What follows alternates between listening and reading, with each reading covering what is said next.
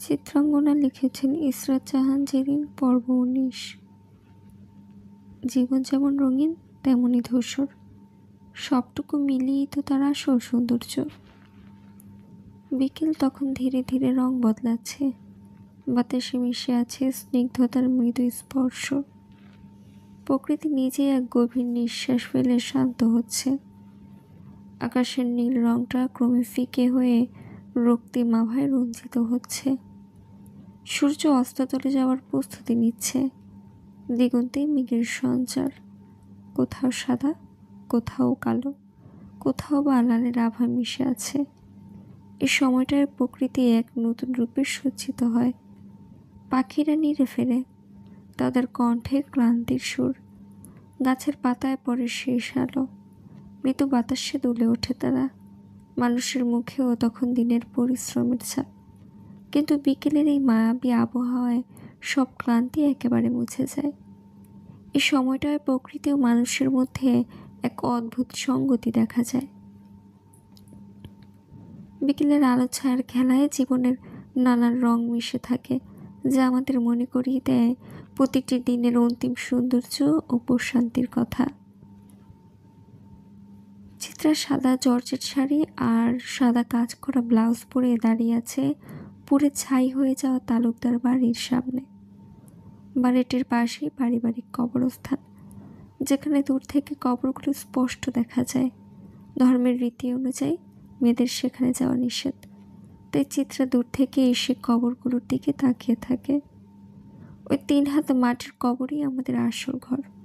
তবু আমরা এই ক্ষণস্থায়ী জীবনের সাজসজ্জায় যতটা সময় ও গুরুত্ব দেই, তার 1 ভাগও যদি সেই চিরস্থায়ী ঠিকানার জন্য ব্যয় করতাম, তবে হয়তো পরকালের যন্ত্রণা কম হতো। মানুষ নকলের পেছনে বেশি দৌড়ায়। কবর ও পরলোক তার উদাহরণ। ফারাজের গায়ে আকাশি রঙের শার্ট, গায়ে সাদা ব্লেজার, চোখে সানগ্লাস, চুলগুলো সেট করা। ফারাজ চিত্রার কাছে নিজের 2জন লোক দাঁড় করিয়ে রেখে কবরটা ঘুরে ঘুরে দেখে। অভ্রর গায়ে কালো শার্ট, সঙ্গে কালো ব্লেজার, বরাবরের মতোই সুদর্শন লাগছে। ফারাজ দৃষ্টি বুলিয়ে নেয় চারপাশে। এক নিমিষে এগুনে ফেলে কবরগুলোর সংখ্যা। 27টি কবর, একসঙ্গে একই পরিণতি।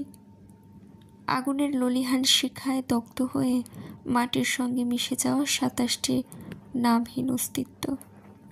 একসময় যারা শ্বাস নিয়েছিল, স্বপ্ন দেখেছিল, তারা এখন শুধুই ছাই আর মাটির স্তূপ। এক মুহূর্তের জন্য ফারাজ থামে, আর চোখে তাকায় দূরে দাঁড়িয়ে থাকা চিত্রার দিকে। তার চাহনিতে এক অদ্ভুত রহস্য, অনিবর্জনীয় কিছু, যেন সেই নিঃসঙ্গ কবরস্থানকে ছাপিয়ে আরো দূরে, আরো গভীরে কিছু অনুভব করছে সে। আর অভ্র, সে স্থির শান্ত, তবে তার দৃষ্টি অচল। সে শুধু তাকিয়ে আছে। কিসের জন্য, কার উদ্দেশ্যে, তা কেউ জানে না। ভাই, মানে এবার ফিরে চলেন না। আমার কিছুই ঠিক লাগছে না। ব্যবসা ফেলে এখানে আর কতদিন পড়ে থাকবেন? চলেন, ডেনমার্ক ফিরে যাই। তোর ভাবিকে রেখে ফিরে যেতে বলছিস? ভাবিকে সত্যি ভালোবাসেন ভাই?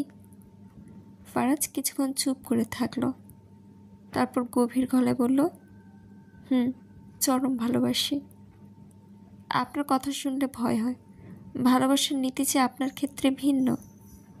ফারাজ হেসে ফেলল, ঠোঁটের কোণে রহস্যময় বাঁক। তোর ভাবি আস্তে ধীরে বুঝে যাবে আমার নীতি কি। তখন ঠিকই আমার জন্য মহিয়া হবে। একটা গাছের শুরুতেই ফুল ধরে না রে অভ্র। ফুলের জন্য গাছের যত্ন নিতে হয়। একটু একটু করে যত্ন নিলে গাছে কলি আসবে, একদিন ফুল ফুটবে। আচ্ছা, নিজের হাতে বড় করা ফুল ছিঁড়তে কেমন লাগে রে অভ্র? অভ্র একটু ব্যঙ্গ মিশিয়ে হাসল। আমি তো ভালো ছিঁড়তে পারলাম না জীবনে, ফুল ছিঁড়লে কেমন লাগে কি করে বলবো? ওইসব ভাই আপনার মতো মহৎ ব্যক্তিরাই পারে। ফারাজ বিরক্তি নিয়ে চুইংগামটা থু মেরে ফেলল। চোখ শুরু করে বলল, মিজান চাচার সঙ্গে আজকে একটু সাক্ষাৎ করতে হবে। হিসেব তো এখনো বাকি আছে। বাঙ্গির নাতি তোর ভাবির দিকে নজর দিয়েছে। বইটার ভিতরে কিরমি কত, আমার শিকারে নজর দেয়। অভ্রের গলা কেমন শুকিয়ে এলো। সে ফিসফিসিয়ে বলল, শিকার না, ভালোবাসা কুদ্দুসের বাপ। সূর্য অস্তজলের দিকে ধাবিত। আকাশের বুকে রঙের এক অবর্ণনীয় নাট্যমঞ্চ রচিত হয়েছে। সোনালি আবা ক্রমে রক্তিম বর্ণ ধারণ করেছে। সবটাই তুলির আঁচড়ে আঁকা মহাকাব্য যেন। বাতাসে অদ্ভুত স্নিগ্ধতা, নিস্তব্ধতার মাঝে গাঢ় সঙ্গীত বেজে চলছে। গাছপালার ছায়া দীর্ঘ থেকে দীর্ঘতর হচ্ছে, যেন প্রকৃতির বিশাল আঁচলের প্রান্তদেশ। পাখিরা কলরব থামিয়ে নিড়ে ফেরার প্রস্তুতি নিচ্ছে। তাদের ডানা ছাপটানোর শব্দ শান্তিময়। দূরের নদী দিগন্ত রেখায় মিলিয়ে যেতে যেতে তার স্নিগ্ধ জলে আস্ত রাগের প্রতিছবি বহন করছে। দেখে মনে হচ্ছে প্রকৃতির নিজস্ব এক আয়না। সমস্ত সৃষ্টিজগৎ এক মোহময় আবরণের নিচে নিমজ্জিত। সময় থমকে দাঁড়িয়েছে সন্ধ্যার স্নিগ্ধ গম্ভীর আবেশে। এই ক্ষণস্থির সৌন্দর্য এক অনিবর্জনীয় মাধুর্য ধারণ করেছে, যার ব্যাখ্যা ভাষার সীমা ছাড়িয়ে অনন্তের দ্বার প্রান্তে পৌঁছে গেছে। সোহান সাদা পাঞ্জাবি আর পাজামা পরেছে, চুলগুলো আঁচড়ানো। গায়ে সে সবসময় সরিষার তেল মাখে। ক্রিম মাখলে তার মুখটা খসখস করে। সোহান ঘর থেকে বেরোনোর আগে মায়ের ঘরে একবার উকি দিয়ে আসে। আজকেও তার ব্যতিক্রম হলো না। সোহান মায়ের ঘরে গিয়ে খাটের ওপর মায়ের পাশে গিয়ে বসল। মা পানদান সামনে নিয়ে বসে আছেন। আজান দেবার পর পান মুখে দেবেন। ভাত না খেয়েও থাকতে পারে সে, কিন্তু পান ছাড়া এক মুহূর্তও নয়। সোহান গলায় মমতার সুর ঢেলে বলল, শরীরটা কেমন আছে আম্মা? মা পানদানের ঢাকনায় হাত বোলাতে বোলাতে স্বাভাবিক কণ্ঠে বললেন, আমার কি হইব, আমি ঠিকই আছি বাজান। তুই বাইরে যাবি তাই না? যামু তো। মাহবুবা কইল তুমি নাকি খাওন না ঠিক কইরা, ওষুধও খাইতে চাও না। এমন করলে সুস্থ কেমন কইরা হবা? মা এবার পানদানের ভেতর থেকে পান তুললেন। ধীর স্থির কণ্ঠে বললেন, তুই একটা বিয়ে কর বাজান, তোর বউ আসলেই আমি সুস্থ হয়ে উঠব। সোহান হাসল, আবার বিয়া? বয়স কম হয়েছে, আমি কি নায়নাত করের মুখ দেখতে মন চায় না? সোহান মৃদু দীর্ঘশ্বাস ফেলল। নায়নাত করে আছে না? মা তাচ্ছিল্যের হাসি দিলেন, না, তুই জলদি বিয়া কর, নাহলে খাওয়ান দাওয়ান ছাইরা দিমু। মা মরলে বিয়ে করিস যা। আমা, তুমি মরার কথা কইবা না, আর দিলে যদি কাউরে না ধরে তাহলে কেমন কইরা বিয়া করব? যেদিন দিলে কাউরে ধরবো সেদিন যে কইরাই হোক বউ ঘরে আনমই আম্মা। সোহান গম্ভীর গলায় বলল। মায়ের কপালে আলতো চুমু খেয়ে উঠে দাঁড়ালো। বিদায় জানিয়ে ঘর থেকে বেরিয়ে এলো। বাইরে অপেক্ষায় ছিল সিফাত, কিন্তু দরজার চৌখাট বেড়ানোর সঙ্গে সঙ্গে সোহানের মুখশ্রী বদলে গেল। কোমল মায়াময়ে যে লোকটা এক মুহূর্তে আগে মায়ের পাশে বসেছিল, সে মুহূর্তে রূপ নিল কঠিন হিংস্রতায়। সিফাত সামনে এগিয়ে এলো। সোহান তার দিকে তাকিয়ে ঠান্ডা গলায় জিজ্ঞাসা করল, কোনো খবর আছে? সিফাত কিঞ্চিত মাথা ঝুলিয়ে বলল, ভাই, মিজানের যেই মাইয়ারে ওই দিন রাতে আমাগো হাতে তুইলা দেওয়ার কথা ছিল, ওই মাইয়াটা বাজিত পড়াইছে, সঙ্গে জামাইও আসছে। সোহানের চোখ সংকীর্ণ হলো, কণ্ঠে শীতলতা ঝরে পড়ল। নাম কি মাইয়ার? চিত্রাঙ্গনা। সোহান এক মুহূর্ত চুপ থেকে ঠোঁটের কোণে তাচ্ছিল্যের হাসি টানল। ওহ, আর জামাই কেডা? সাহস তো কম দেখায় নাই। আমার সোনার ডিমে হাত দেওয়ার স্পর্ধা, তেনার কলজাটা দেখার খুব শখ হইতাছে আমার। সিফাত মুখ নিচু করল। নামটি উচ্চারণ করতে গিয়ে দ্বিধায় পড়ল। তারপর গভীর শ্বাস ফেলে বলল, এলাহি, ফারাজ এলাহি। নদী এখন ভালোভাবে বুঝতে পারছে কেন তাকে এবারের বউ করে আনা হয়েছে। শুধু গুণবতী বা মায়াবতী হলেই তো হয় না, মেয়েদের হতে হয় রূপবতীও। তবে স্বামীর চরিত্রে যদি দোষ থাকে তাহলে অপ্সরাও এসে হাজির হলেও তার চোখ অন্যদিকেই ঘুরবে। এই বাড়ি নদীর সব সুখ কেড়ে নিয়েছে। সে এখন কেবল মুক্তি চায়, মুক্তি। দুবেলা না খেয়ে থাকলেও মেয়েদের কষ্ট লাগে না, কিন্তু কষ্ট তখনই অসহনীয় হয়ে ওঠে যখন স্বামীর চরিত্রে দোষ থাকে। নদী এখন বুঝতে পেরেছে তাকে এই বাড়িতে আনার পেছনে কোনো সৌভাগ্যের গল্প নেই, ছিল সুপরিকল্পিত এক ফাঁদ। গরিব ঘরের মেয়েরা ক্ষমতার সঙ্গে পেরে উঠবে না, মুখ খোলার সাহসও নেই, প্রতিবাদ তো দূরের কথা। তাই এমন এক মেয়েকে দরকার ছিল যে মুখ বুঝে সবটা সহ্য করবে।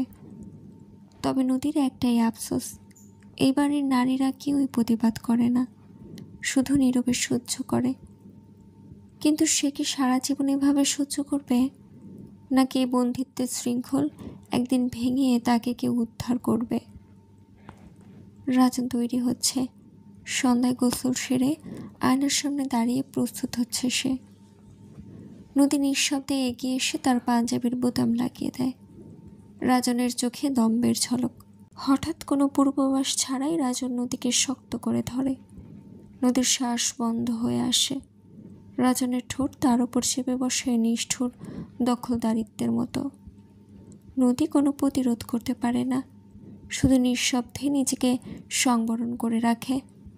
চুম্বন শেষ করে রাজন মৃদু হেসে ফিস করে বলল, রাতে তৈরি থাইকো, আমি জলদি বাড়ি ফিরব। নদীর শরীরে কাঁটা দিয়ে ওঠে। তার আর বুঝতে বাকি থাকে না এই রাতও হবে আরেকটি বিভীষিকাময় রাত, যেখানে ভালোবাসা নয়, থাকবে শুধুই পৈশাচিক নির্যাতন। নারীরা সাধারণত স্বামীর স্পর্শে প্রশান্তি খোঁজে, নদী খুঁজে মুক্তি। তার কাছে এই স্পর্শ ভালোবাসার নয়, বরং ভয়ঙ্কর অভিশাপ। রাজনের হাত তার গায়ে পড়লেই মনে হয় শীতল কুৎসিত কোনো সরীসৃপ তাকে ক্রমশ গ্রাস করছে। নদী, কাপা গলায় নদী সাড়া দেয়, রাজনের কণ্ঠে হুমকির সুর। এবার যদি একটা পোড়ার জন্ম দিতে না পারো, তাহলে বিশ্বাস করো সতীনের লগে ভাত খাইতে হইব। মনে কইরো না যে মাইরা ফেলমু, মরলে যন্ত্রণা ভোগ করবা কেমন কইরা। মরার চেয়ে আমি যন্ত্রণা দিতে ভালোবাসি। রাজন কোনো ভ্রুক্ষেপ না করে এই দরজা ঠেলে বাইরে বেরিয়ে যায়। নদী নিঃশ্বাস ছাড়ে, বুকের পাঁজরগুলো হালকা হয়ে আসছে। নদী ধীর পায়ে মেঝেতে বসে পড়ে। চোখ চলে যায় বিছানার উপর খেলতে থাকা ছোট্ট মেয়েটার দিকে। অবুঝ নিষ্পাপ নুরি কি জানে এই বাড়ির নারীদের জীবনের গল্প? সে কি একদিন বুঝবে তার বাবার দুনিয়ায় নারীর অবস্থান কতটা করুণ? আঁচল দিয়ে মুখ চেপে নদী ফুপিয়ে কেঁদে ওঠে। এই কান্নার কোনো শব্দ নেই, কিন্তু তার বুকের ভেতর একটা পাহাড় ধসে পড়েছে। প্রতিটি টুকরোতে রক্তাক্ত হয়ে যাচ্ছে তার আত্মা। চিত্রার সাদা শাড়ি ফিনফিনে বাতাসে উঠছে। পূর্ব আকাশ কালো মেঘে ঢেকে গেছে। আবার বৃষ্টি নামবে, কবরগুলো ভিজছে। পুরো শরীরগুলো স্নিগ্ধ বৃষ্টির ছোঁয়ায় জ্বলে উঠবে, নাকি শান্তি খুঁজে পাবে? চিত্রা তালুকদার বাড়িটা আরও একবার ঘুরে ঘুরে দেখল। আজ সে আর কান্না করেনি, পাথরের মতো চেয়ে সব দেখেছে। ফারাজ পেছন থেকে বলল, বৃষ্টি নামবে, চলো। আমার মাদার ইন লয়ের বাড়ি যাই, নাকি শ্বশুর বাড়ি যাবে? চিত্রা ধীর স্বরে বলল, রাতটা এখানেই থাকি। এ ভূতের বাড়িতে? না গো বউ, 27 জন মরা মানুষের সঙ্গে রাত কাটানো আমার পক্ষে সম্ভব নয়। চিত্রার চোখে একরাশ শূন্যতা। মামার বাড়ির কথা বলছি। ফারাজ মাথা নেড়ে বলল, ও ওইটা বলো। আচ্ছা, তাহলে গাড়িতে গিয়ে বসো। আকাশ তখন সন্ধ্যার কালো চাদরে ঘেরা। মেঘের কালো আচ্ছাদনে অম্বর আজ কলুষিত। চিত্রা নির্বাক দৃষ্টিতে ফারাজের দিকে তাকায়। বাতাসের ঝাপটায় চিত্রার চুলগুলো এলোমেলো হয়ে মুখের উপর পড়ছে। তবুও খেয়াল নেই তার, কোন দুনিয়ায় চলে গেছে তার সে নিজেই ভালো জানে। চিত্রা ফারাজের দিকে 2 পায়ে গিয়ে আসে। ফারাজ অব্রকে ইশারা করল, বলল, এখন কোনো সিকিউরিটির দরকার নেই, চিত্রার সঙ্গে আমি একা থাকতে চাই। অব্র তা বুঝে নেয়। লোক দুটো অনীরবে সরে যায়। ফারাজ নিজের জায়গায় স্থির। হঠাৎ আকাশ ভেঙে বৃষ্টি নেমে আসে। তালুকদারদের পোড়া বাড়ির পাশে ছোট্ট এক মাটির ঘর, যেখানে থাকে মুয়াজ্জল। সে লালন ভক্ত, নিঃসন্তান বৃদ্ধা স্ত্রীকে নিয়ে থাকে ওই ঘরেই।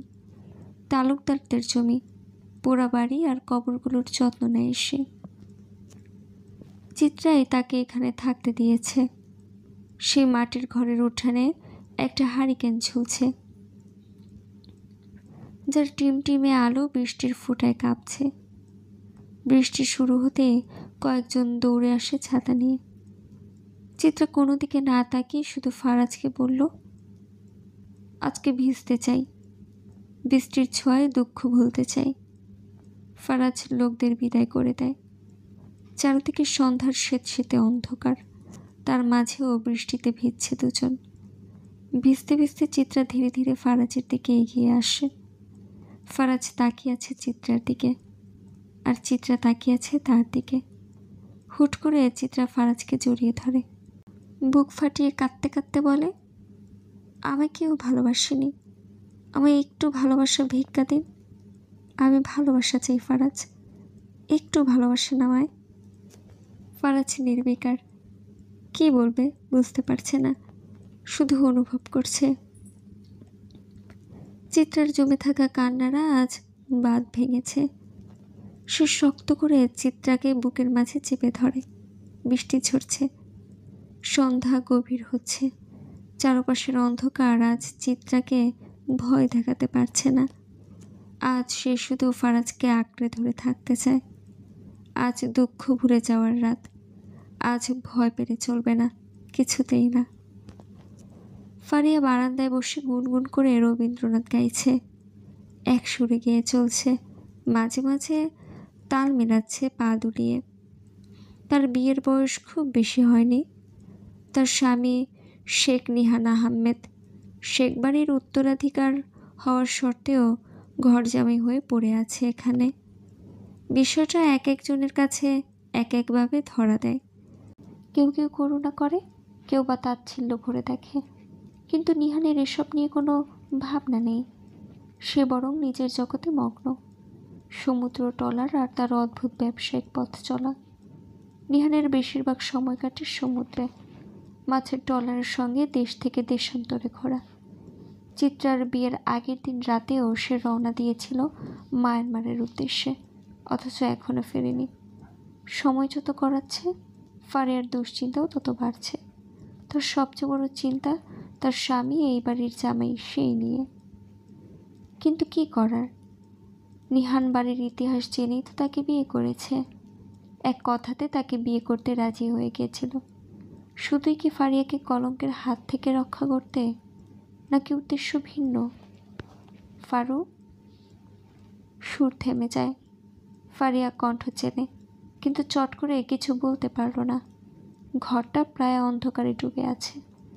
কেউ একজন নিঃশব্দে দরজা খুলে প্রবেশ করল ভেতরে। ধীর পায়ে এগিয়ে এসে বারান্দায় দরজার ঠিক সামনে এসে দাঁড়ালো। ফারিয়ার ঠোঁটের কোণে এক চিলতে বাঁকা হাসি খেলে যায়। সে মৃদু স্বরে শোধায়, নিহান তুমি? ছাতা মাথায় হাঁটতে হাঁটতে অভ্র অনেকখানি চলে এসেছে। মানুষের রোমান্স দেখলে তার আবার কুরকুরানি ওঠে, ভেতরটা চলে। গরুর আজকে চাঁদরাত, অন্যের চাঁদরাত দেখলে নাড়ি ভুড়ি ব্যথা করে। অভ্র কানে ইয়ারফোন গুঁজে ফোন ঘাঁটতে ঘাঁটতে অনেকটা দূরে চলে এসেছে। এদিকে এত মশা আগে জানলে কয়েল খেয়ে আসতো। অভ্র সব বিচিত্র চিন্তা। তার মতে মশা মারার সবচেয়ে কার্যকর উপায় হলো কয়েল পানিতে চুবিয়ে খেয়ে ফেলা। একবার তা খেয়ে নিলে মশার আর সাধ্যি নেই তার মতো সুদর্শন একাকী তরুণের রক্ত খাওয়ার। অভ্র পথে যেতে গান ধরল, ঘটক বুঝি আমার বাড়ির রাস্তা চিনে না, পান খাইয়া মুখ লাল করিয়া কালো ছাতা মাথায় দিয়া কত বিয়ার খবর আনে, আমার খবর আনে না। ঘটক বুঝি আমার বাড়ির রাস্তা চিনে না। হুট করে ঝড়ের বেগে কিছু একটা তাকে পাশ কাটিয়ে ধাক্কা দেয়। সামনে কাদা জল ছিল। এক ঝটকায় ছিটকে গিয়ে শপথ করে কাদা জলের মধ্যে পড়ল অভ্র। হাত পা ছড়িয়ে বোয়াল মাছ ধরার ভঙ্গিতে বসে পড়তেই ফোনটা খসে কাদার ভেতরে ঢুকে গেল।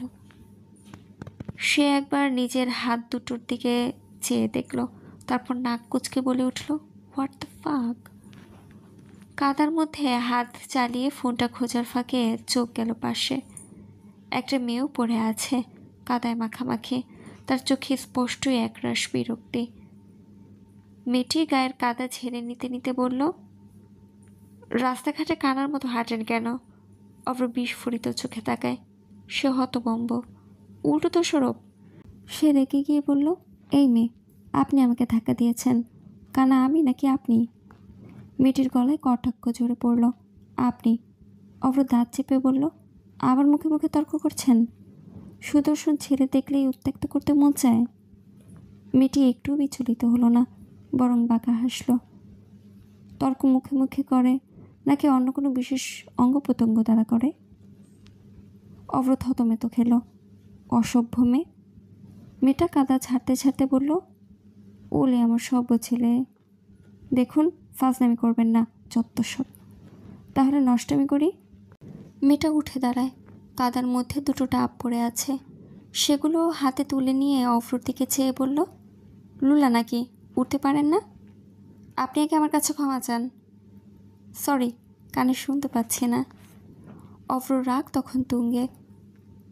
এমন একগুঁয়ে মেয়ে সে জীবনে দেখেনি। সে কাদার মধ্যে পড়ে থাকা দুটি ডাবের দিকে তাকিয়ে বলল, এ অন্ধকারে মানুষের বাড়ি থেকে ডাব চুরি করে পালাচ্ছিলেন, স্যাচরা চুন্নি। মেয়েটি ঘুরে তাকালো, চোখে আগুন। এই ছেলে, ফালতু কথা বলবেন না। ভালো কথা, আপনি কি করে জানলেন আমি যে সত্যিই চুরি করেছি? চেহারা দেখলেই চুন্নি চেনা যায়।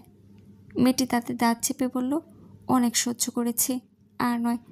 আপনি উঠবেন নাকি এখানেই থাকবেন? সে হাত বাড়িয়ে দিল অফরোর দিকে। অফ্র এক মুহূর্ত ভেবে মেয়েটার দিকে হাত বাড়ালো, কিন্তু তার আগেই সে শক্ত করে মেয়েটার কবজি চেপে ধরল। পরক্ষণে এক ঝটকায় মেয়েটাকে টেনে নিয়ে আবার কাদার মধ্যে ফেলে দিল। কাদার ছিটায় অফ্রের চোখ মুখ ঢেকে গেল, কিন্তু সে বোঝার আগেই মেয়েটা তার ওপর এসে পড়ল। অফ্র চেঁচিয়ে উঠল, আম্মা গো, বুটকে আমার কোমর ভাঙা ফেলল। মেয়েটা ধপ করে উঠে বসল, কাদা মুছতে মুছতে বলল, শালা, তোরে ভালো মনে করছিলাম, তুই জানোস আমি কে? অফ্র বিরক্ত গলায় বলল, না শালি, নাম কি তোর? আয়েশা। আমার নাম আয়েশা। অফ্র নির্লিপ্ত কণ্ঠে বলল, হ, তুই গু খাঠাইশা।